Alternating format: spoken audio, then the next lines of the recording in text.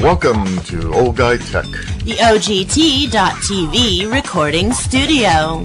Technology for the rest of us. Hi, Rob Charney, Old Guy Tech TV, and I'm here with Sheriff John D'Agostini of El Dorado County. John, welcome again, as always. Hello, Rob. Thank you very much. And I thought it was really important for us to take some time to talk about something that's not being talked about in the main press very much at all. It seems to be very hush-hush.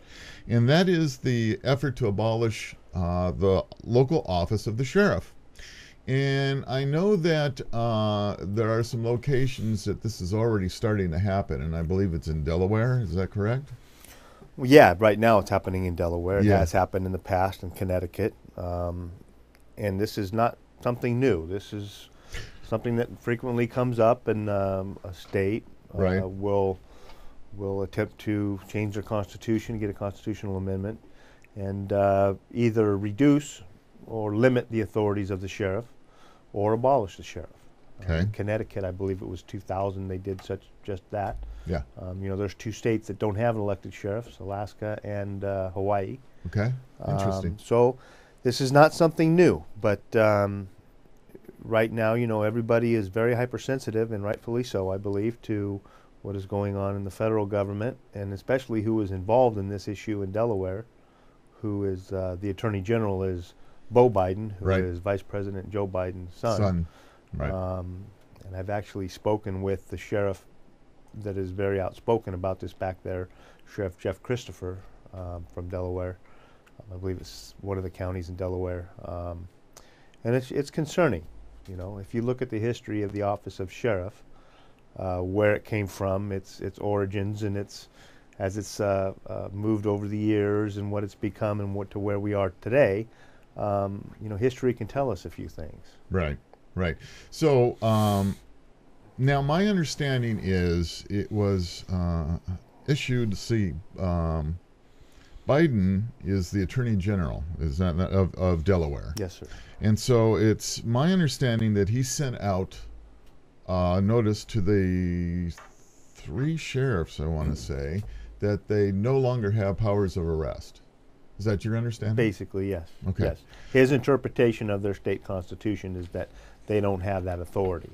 So therefore, that authority resides in the state police officers, and therefore limiting the sheriffs to just process servers, manning the jails, things like that.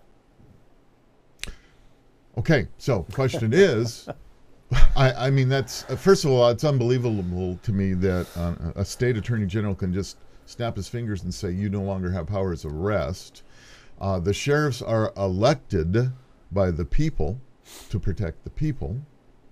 And so where is Delaware going now? Where are the sheriffs? What's the next action that they need to take? Well, the sheriff of Sheriff Christopher has, I believe, filed suit. Constitutional Sheriffs has stepped up and assisted him with funding and attorneys. He has a lot of support nationwide, and in his own county, Right. To support him in this. So he's fighting. He's doing everything he can. But if you, and I mentioned the history, the office of sheriff was conceived way back in medieval England, Right. which was at the time the shire reeve. That's where we get the term sheriff. And in medieval England, when prior to the Battle of Normandy, Right. the sheriffs were selected by the people for good reason. The kings at that time, they just wanted the shires, the counties, which is today's modern day county. Right. They just want to keep the peace. You guys take care of yourselves. I'm okay. And so they had the foresight to elect their shire reeve, their sheriff. Well, when the king finally realized that he didn't have any control over that, Right. so they changed it from the shire reeve, the sheriff, being elected or selected by the people, Right. to being appointed by the king. Okay. So they were the king's men then. All right. And therefore all the corruption started. They didn't answer, the sheriff didn't answer to the people, they answered to the king. That was about the legend of Robin Hood and the Sheriff of Nottingham and all that. That stuff was going on. It was very corrupt. And then along came the Magna Carta. And in the Magna Carta, the sheriff is mentioned 9 times Wow. in the Magna Carta as being a very corrupt individual, and that no longer would they stand for that, and the sheriffs would no longer hold court. They weren't going to be seizing the carts and the horses anymore and all that other stuff. Well, when the colonies came to the United States and started forming, and they wanted their own form of peacekeeping, they looked back at how well the sheriff worked when it was selected by the people, and that's Right. where we started here. Okay. So we're selected by the people to uphold our oath of office and protect those we serve. Once you take that away, you're going back to appointed officials who work for and are loyal to the king. In which, in states' cases, is Well, the governor or the it would attorney be general. it would be state police. So, Yeah. for instance, in California, if somebody came up, and this happened in, I believe, in the 70s, late 70s. That's my understanding. Yeah. There was a bill to a constitutional amendment for the state's constitution to eliminate county sheriffs. Right. Right. And it was basically a no-starter. It didn't really go anywhere, but at that time there wouldn't have been an elected sheriff. You would have had our version of state police, which is CHP, would have been the police throughout the state. They would have all Hold them. control. Yes. Is the office of the sheriff in the state's constitution? It is in our constitution. I'm a constitutionally elected officer along with the district attorney and the assessor. Okay. So then any state that really wanted to eliminate sheriff, they've got to go and reopen up their state's constitution. They have to do a that. constitutional amendment. Yes. Interesting. Well, I was reading a little bit of history, and we just talked about 1970, and it said that an initiative was launched by county supervisors in California to eliminate the office of sheriff. But one supervisor instead was able to persuade 2 state legislators to get a question placed on California ballot as to whether or not the office of the sheriff should be elected office. The measure passed overwhelmingly. Okay, so that means all of us said, damn right we want our sheriff. Yes. I know that in 1935, President Roosevelt went ahead and he tried to eliminate 48 states, their options of having the sheriff as well. And that also went down in flames. That was unconstitutional. Right. Right. He couldn't do that. So now what? So now we have a situation. I mean, if it's in our state's constitution, our attorney general can't just tell you, Sheriff DeAugustini, you no longer have powers of arrest. Well, Or can he? Our attorney general, the way that the law and the Constitution is in California, no, our attorney general, Kamala Harris, or any other attorney general is not going to be able to say that the sheriff doesn't have powers of arrest and whatnot. The only person that has authority over me, other than, I work for the people, Right. that put me in office and can take me out of office, is the attorney general. The attorney general can come in and say, you know what, you're corrupt, you're not doing things right, for whatever reason. It has to have a reason, and say, I'm taking it over. The AG can't do that. So they have That is their oversight. oversight, and that is in the Constitution, Okay. All right. in our state's Constitution. But like I said, over history, we've seen this issue come up all the time. Like I said, this is not something new. But with the hypervigilance, like we should all be right now, it's very concerning. If somebody does come up with an idea and want to get a bill passed or get a bill out there and something on a ballot to modify or change, make a constitutional amendment to our state's constitution to eliminate county sheriffs, it could happen. Interesting. It could happen. And then again, it would be up to the people to decide whether or not they want sheriffs as their keeper of the peace, to stand up for them, and and this issue's come up a lot lately about the different sheriffs' stances on this gun control issue and things like that in the state. Right. And I'll never down talk or bad talk another sheriff in their jurisdiction, because they are answering to and they are elected by the people that they serve.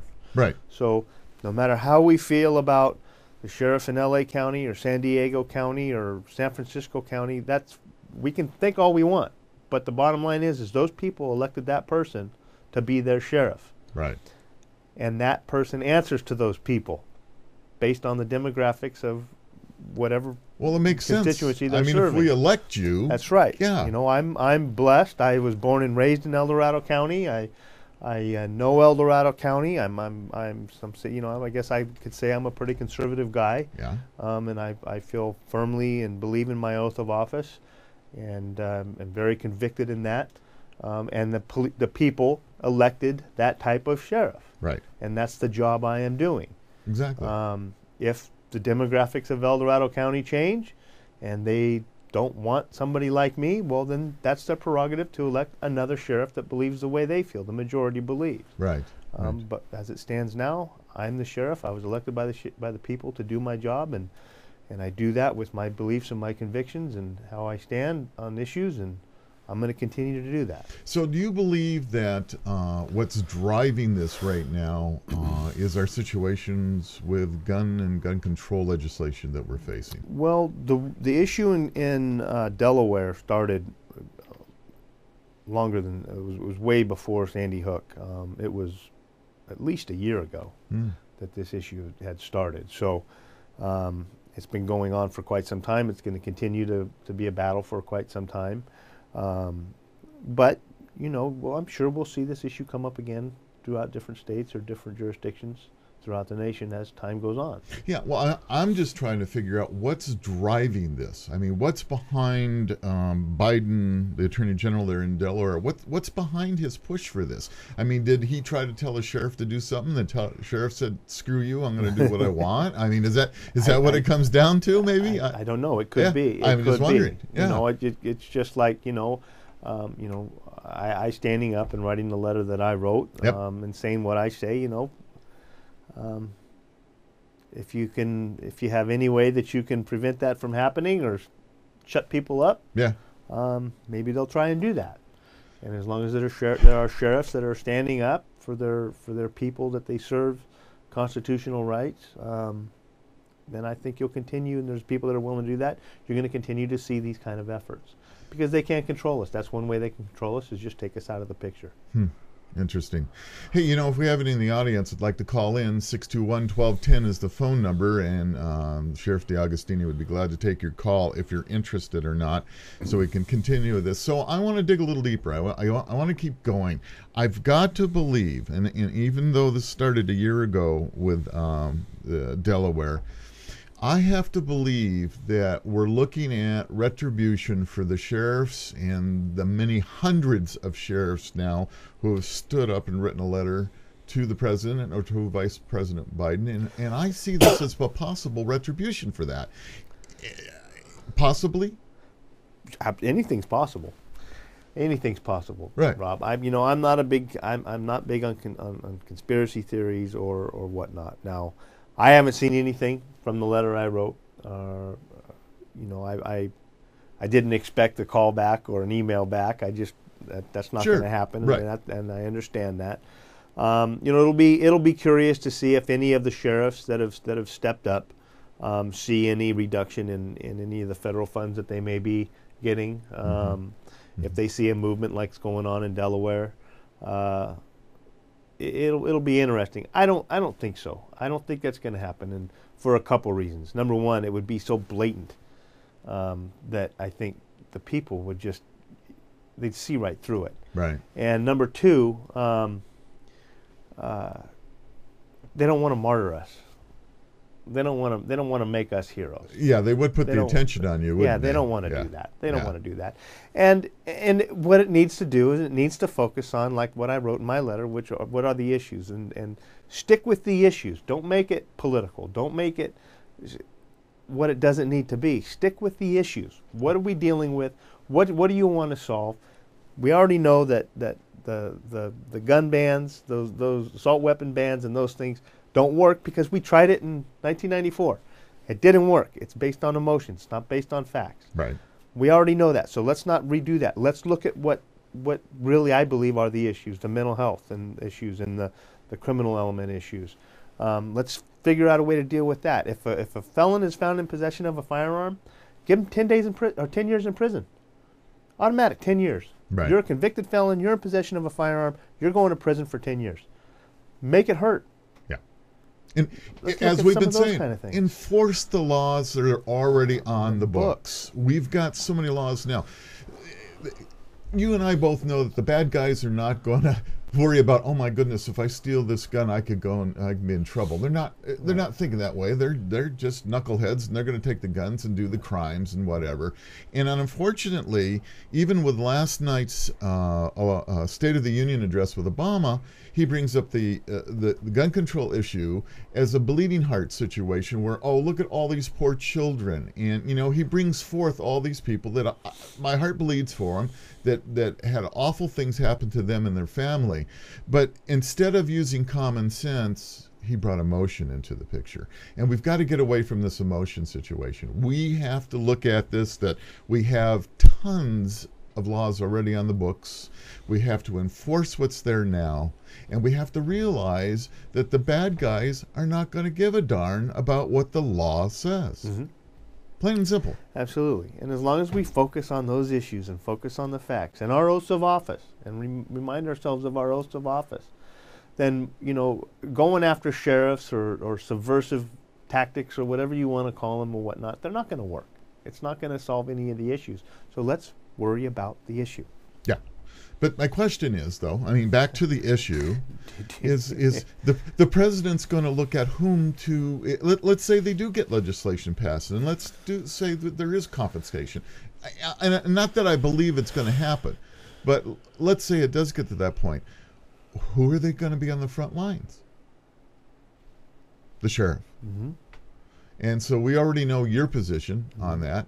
And it's very scary because there's a lot of law enforcement officials out there that truly believe that we don't have a right to possess firearms, even though we have a constitution for it. And I don't care about the other countries. I don't care about England, Australia, Canada. And Canada is starting to prove now that the registration situation, all it ever did when they made those public is made the bad guys say, oh, this house has a gun.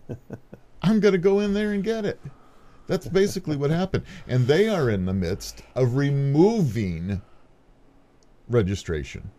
Right now, Canada, of all places, is in a situation where they want to get rid of registration because it's turned out to be harmful, not helpful. And as far as drawing a line in the sand, everybody says, and Obama says, we have to have some compromise. We have to have some give.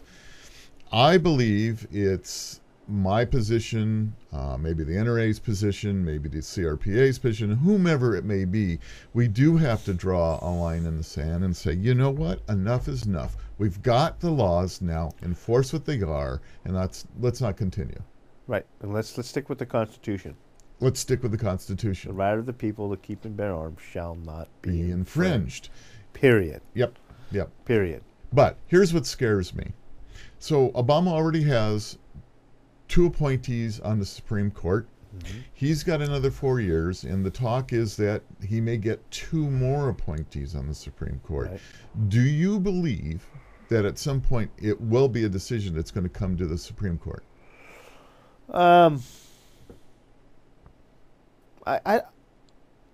think after Heller and McDonald, there's some of the decisions we already have that are out there. They've already made their position. To overturn and turn around on that is not going to be, I don't think, can happen.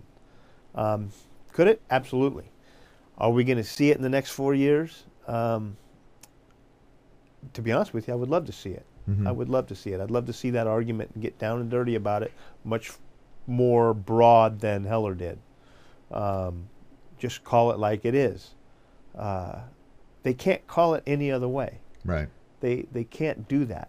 I mean, if they look at the history of the Constitution, they look at what the Founding Fathers said, why the Second Amendment is there, they cannot look at it any other way than exactly what it says and take it for face value. Right. Period. You know, I'll go back to the assault weapons.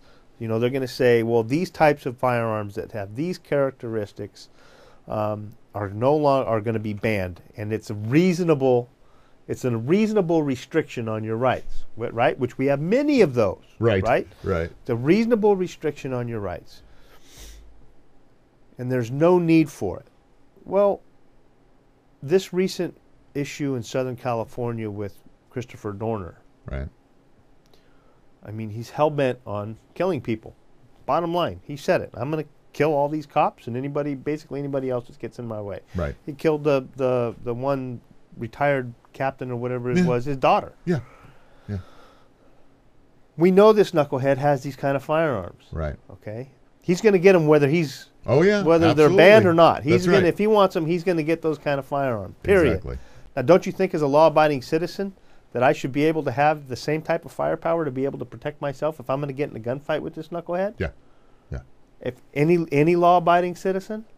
Absolutely. So there's the argument right there. For the Supreme Court to rule any other way, I think would be unconstitutional. Yeah. You know, I've been hit with the supremacy clause. You just can't say, you know, you're not going to enforce this, you're not going to enforce that. It's the Supreme Court that decides whether laws are constitutional or not. No, that's not what the Constitution says. The supremacy clause is only valid when laws are constitutional. Mm-hmm.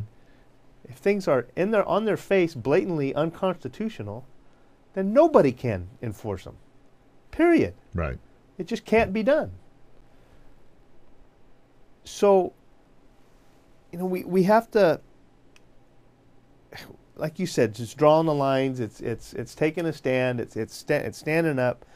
The Supreme Court, I don't see how they could rule any other way on something that is so fundamental, so simple, so easily interpreted, so backed up with documentation from the 1700s. Right. Right. See, I see the Supreme Court. The only thing they can really, I believe, rule on is, can we or can we not own firearms? Is basically what it comes down to. The misinterpretation about what a militia means. Militia is you and I and That's right. the rest of our neighbors. If we need to put together, that's what a right. militia is. That's right.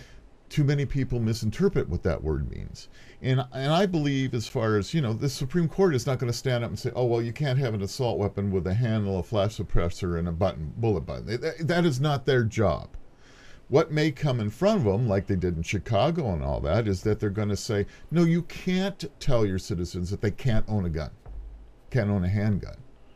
It's their constitutional right to own a firearm.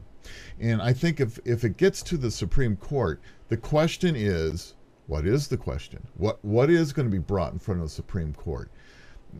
I don't even see it, even though, like you said, you'd like to see something come up and probably make a more definitive stance. But I don't see what else they can say. Yeah. I mean, really, for me, they've said it. It's already there. Mm-hmm. But it seems to me the interpretations by the antis, they look at it as, oh no, that doesn't mean that. So that's why I bring up the Supreme Court. Are they going to have to make a decision as to what a militia truly is or not? Which I think they've already done, my opinion is, or not. So I don't know where it's going to go, and I don't think anybody else really know where it's going to go right now. But I will tell you, when we have politicians like Dianne Feinstein in California that doesn't have a clue about anything, saying that, oh, if you have a handle on it, a pistol grip, a bullet button, I mean, it shoots, it can shoot, hundreds of rounds.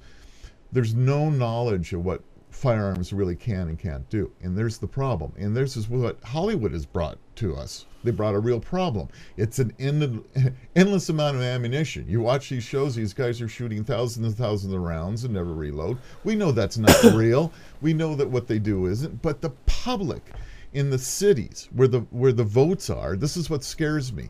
Some of the areas in the cities have such large crime problems that they think, I don't know how they do that, but they think that law enforcement is there to protect them and that nobody should have firearms.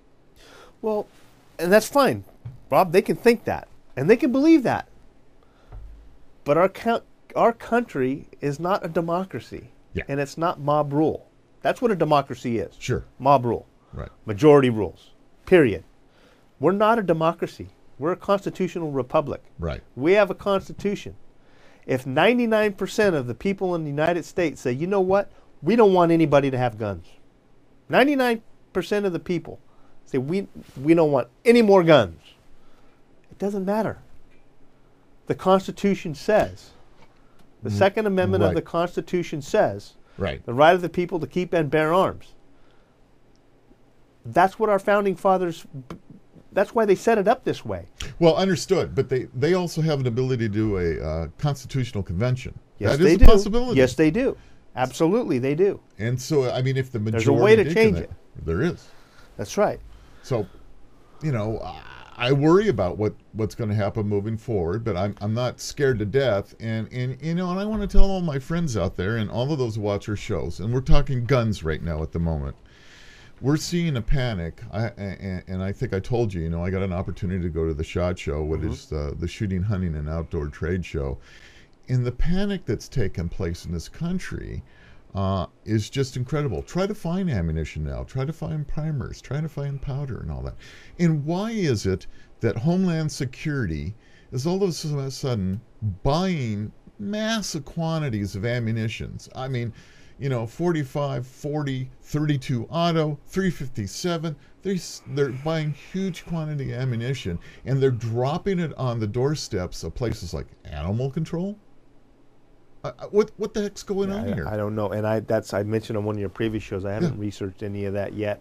I get a lot of emails that talk about this, but I still haven't been able to vet it out and Well, you know what? everything. We're going to do some study, and we're going to bring this up at the next one because we need to talk about this a little bit and really dig deeper into the situation here. Because it seems to me, if I was to be a conspiracy kind of guy, it seems to me that, well, there's something awful bad going on in this country. Why are we sending so much ammunition to animal control? Why are we sending so much TSA, other organizations that really generally aren't in the enforcement position? I mean, it just disturbs me. I don't understand exactly what's going on, and I don't seem to be able to find the answer. But I think if we study hard enough, work hard enough, maybe we can find out. But it just doesn't make any sense to me. Well, it'd be interesting to see is what over the years, what has been the ammunition allotment over the years. You got to understand, Department of Homeland Security, DHS, has consolidated a lot of those. So independently, what have they been purchasing over the years for training and for use? Right. And then see where that is and where we are today. If there's been a huge spike, then absolutely, that's a big red flag. Yeah. A big issue. But I like to know the facts before I start talking about it. It was like when Sandy Hook started, they said, well, Right. he didn't even use the Bushmaster. Well, yes, he did. Yes, he did. Yes, he Right. did. That's what was taken in, you know. We got to make sure we have all the facts. But we just got to... this hypervigilance is good. We need to stay on top of this stuff. We need to be aware. And I don't want to call it a panic. I want to call it a preparation. People are they're getting prepared. They want to make sure. Hey, if this does happen, I'm going to be ready for it. Right. And God bless them for that. Right. This country's okay. I firmly believe that. I always want to stay positive. I want to be ready, hope for the best, plan for the worst. But you know, it's not. I think that the Congress, they're getting so much heat from this gun control issue that I don't think we're going to see anything get through Congress regarding this stuff. This is huge. This is the biggest I have ever seen it. Yeah, it's the biggest in history as far as I can tell. And the situation people keep forgetting is that we have many Democrats that are big gun shooters. Absolutely. I mean, I have some great friends that I shoot trout with that are Democrats. And, Absolutely. You know, so Obama and that group may think that they've got a slam dunk, but they don't. No, they don't. And just like I said, and I keep bringing up the Constitution, Yeah, constitutionality. right. The Constitution, that's what governs this country. That's what rules this country. That's what's the foundation of this country. We have to stay focused on that. Right. And as long as those elected officials, which I believe there are many, not all of them, obviously, Right. but I believe there are many, that when that question is truly asked and they got to stand in front of that mirror every morning when they're getting ready to go to work and remember their oath of office to support and defend the Constitution of the United States against all enemies, foreign and domestic, I'm confident, I feel very confident that they will make the right decision. As long as we stay vigilant and vocal like we are. Exactly. You know, it's like Congressman McClintock talks about, and I can't remember who he quoting, but when he says agitate, agitate, agitate. Right. You know, hey, agitate, agitate, agitate. Right. Trust me, I have people all the time that you know, hold my feet to the fire, and God bless them for doing that. That's my job. Mm-hmm. I answer to the people that I serve. I know I'm not going to make everybody happy all the time. That's just the rules. But, you know, I do my job. I make the right decisions for the right reasons. Remember my oath of office. And I think that those people standing under that dome in Washington and under Sacramento as well, I believe that there's enough of them that we will not lose this country. Good. Well, I hope and pray that you're absolutely right. I know that in California we're going to have our own battles. They're lining up. Boy, we're going to have our own situation. So it'll be interesting to say. I do have one question to ask you. Is Department of Homeland Security, are they backing up big trucks and giving you tons of ammunition? No. Somehow I I got asked that question the other day. Are we having a hard time finding ammunition? And we got our last shipment before everything started getting really out of hand, so to speak. Oh, crazy. And we have just placed an order. So it's going to be curious. I'm curious to see how long it's going to take for this next shipment to come in. Yeah. Now, do you tie in the back of the California purchase of ammunition, No. the GSA stuff at all? No, we buy our own independently. Okay. And we have contracts or bids, contract with different vendors Mm-hmm. that we put our ammo out to bid, and we order what we order. Okay. We're in good shape so far. Like I said, the last Right. order that we got everything. We have a decent surplus, not a lot of ammo, but we have enough for training and for duty for a year or two. Good. But it'll be, like I said, it'll be curious to see with this next shipment if Well- we start seeing a shortage, because that will affect. When we have state mandated trainings and Yes. that we have to comply with. Yes, You know, right. our sworn peace officers, they have to qualify Right. 3 times a year. They Right. have to. And we at the El Dorado County Sheriff's Office, we take it very seriously, and we run very good, interactive trainings, Mhm. firearms Mhm. trainings. And that, unfortunately, the side effect of that is we eat up a lot of ammo. We burn a lot of ammo training and qualifying. Sure. But I think it's necessary. Right. You know, when we had that last officer-involved shooting up in Pollock Pines, the training that we give played out in spades on that incident. Our guys really did a fantastic job. I can't comment any further on that yet because the report is Right. not completely done. Right. Yeah. But they did a fantastic job. Yeah, and that's it all good. came back to training. Sure. Well, you know, we did a story on it ourselves, and we hope eventually that it'll come out exactly what happened, and we'll look forward to that. Yeah. And, you know, talking to ATK. ATK is the largest, for those of you who don't know it, the largest ammunition manufacturer in the world. They said the way the ammunition is doled out for them is military first, law enforcement second, and then whatever's way left more. is for the rest of us. They are pumping 24/7.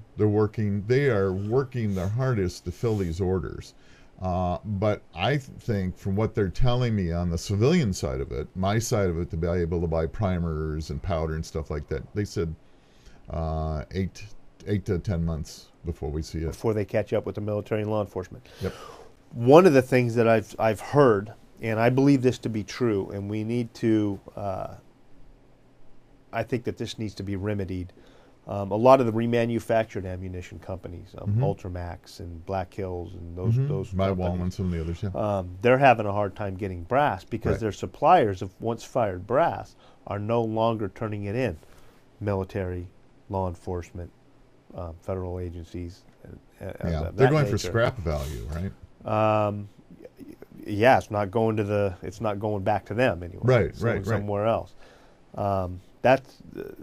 That needs to be fixed because it's a money issue too. Oh, yeah, And yeah. these remanufacturing companies, they will pay more for that brass than you can get for scrap. We Right. turn ours into to remands. Good. And make get a decent return on it for yeah. the taxpayers. Yeah.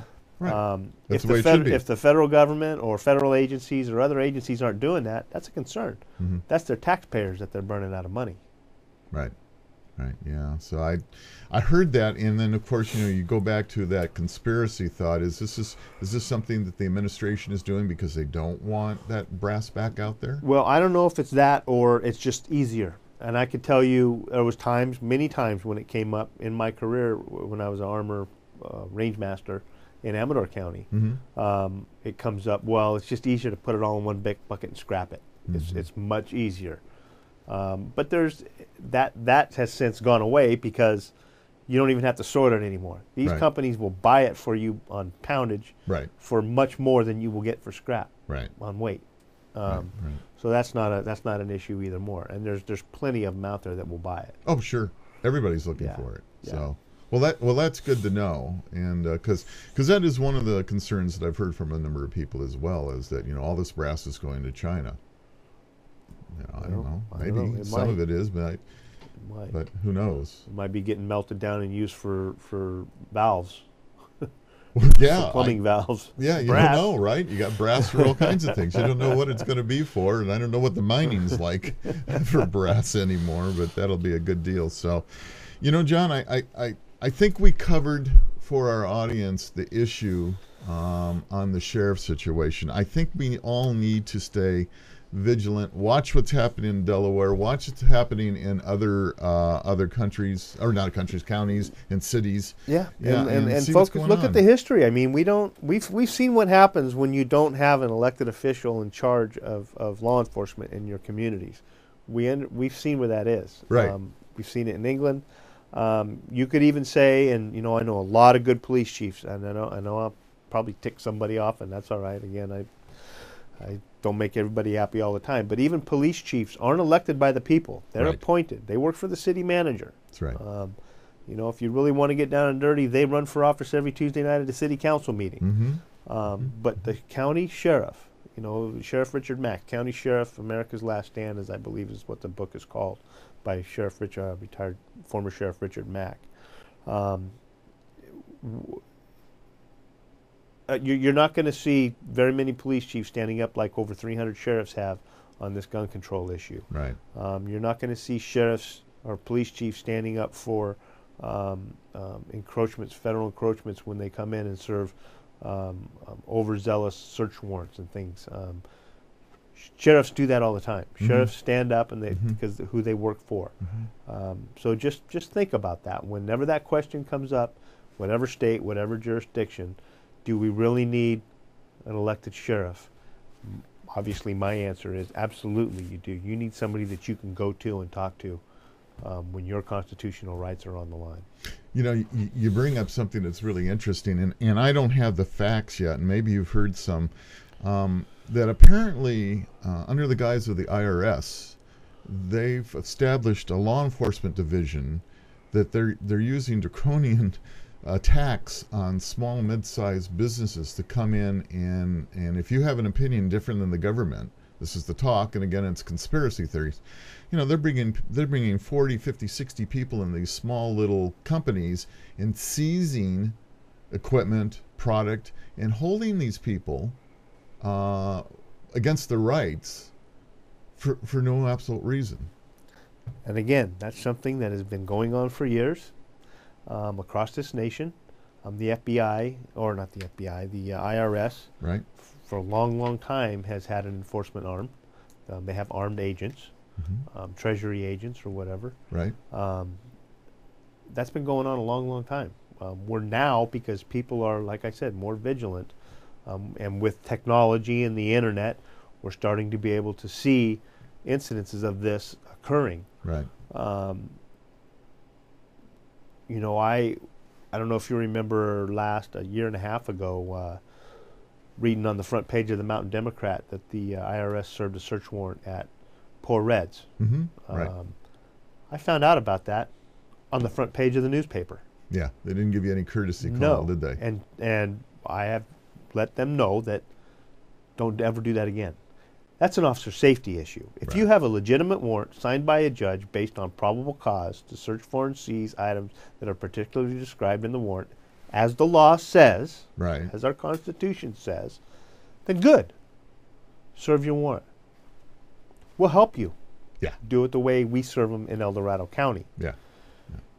If one of my deputies, with what's going on nowadays with drug gang takeovers Sure. and things, they can buy that type of equipment. Sure. Knuckleheads have black braid vests Yep. and Yep. those type of weapons. Yep. Yeah.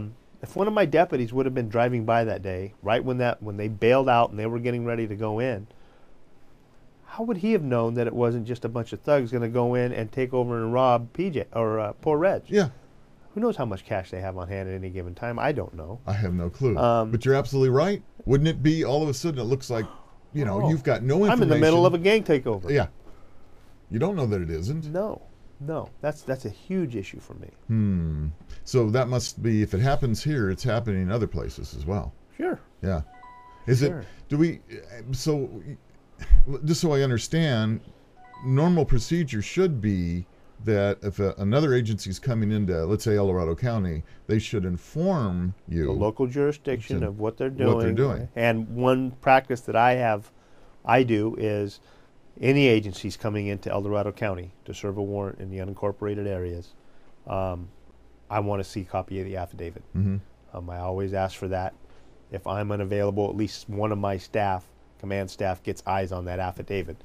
Because, quite honestly, I have seen affidavits that a judge has signed, and I've looked at and said, "Wait a minute, this is not good." Oh, mm-hmm. No blame on the judge. I mean, Right. they're overwhelmed. They peruse a warrant and maybe some probable cause there a little bit, or maybe they missed something or whatnot. We've been asked, when I was with Amador County, asked to assist on search warrants. Mm-hmm. And read the affidavit and said, no, we're not assisting on this one. This doesn't need this type level of enforcement to Right. serve this warrant. Right. We use a matrix in El Dorado County to use a SWAT team for a high-risk search warrant. Mm-hmm. It has to meet a certain threshold of threat before we'll use a SWAT team. Typically, if you're going to serve a search warrant for records, you knock on the door and you say, I have a search warrant for some records, and Right. this is what they are, notwithstanding any other heightened issues, You're looking for a batch of paper in a company for that bottles water, and you come in with 60 armed Yeah, I know men. which one you're talking Yeah. about. Exactly. Did they, anybody in that company were they convicted felons that's Yeah. known to have firearms, that's wants to whatever? There was no threat. Yeah. Why would you do that? I don't know. I don't know. I either. can't- I don't know either. I don't. It surprised me, and even Gibson Guitar has had this happen to him twice. Yeah. And it's just sometimes I think there's abuse of power there, and you just kind of wonder what's going on. That's why you need an elected sheriff. That's exactly why you need an elected sheriff. Yeah. Absolutely. I think that's true. John, we did a great job. We didn't get any calls today, but that's okay. People are probably busy working, trying to make a living, right? That's right. And once again, I definitely want to thank you for coming in and visiting with me and Old Guy Tech. And we're always going to have something to talk about all the time. There's always something going on. So once again, thank you very much, John, for it. I appreciate it. Thank you. And hey, you guys out there, thanks for watching the show. Hopefully you caught it live. And at 6 o'clock tonight, we have another show coming up. Make sure you tune in. It's live as well. And this is Rob with Old Guy Tech. Thanks for watching. We'll see you soon. This episode of Old Guy Tech TV is brought to you by Ward's Automotive, specializing in Banks Power and Pack Brake, servicing your car or truck and specializing in diesel engines. Over 30 years of service, located in Diamond Springs, California. Give them a call at 530-626-5588.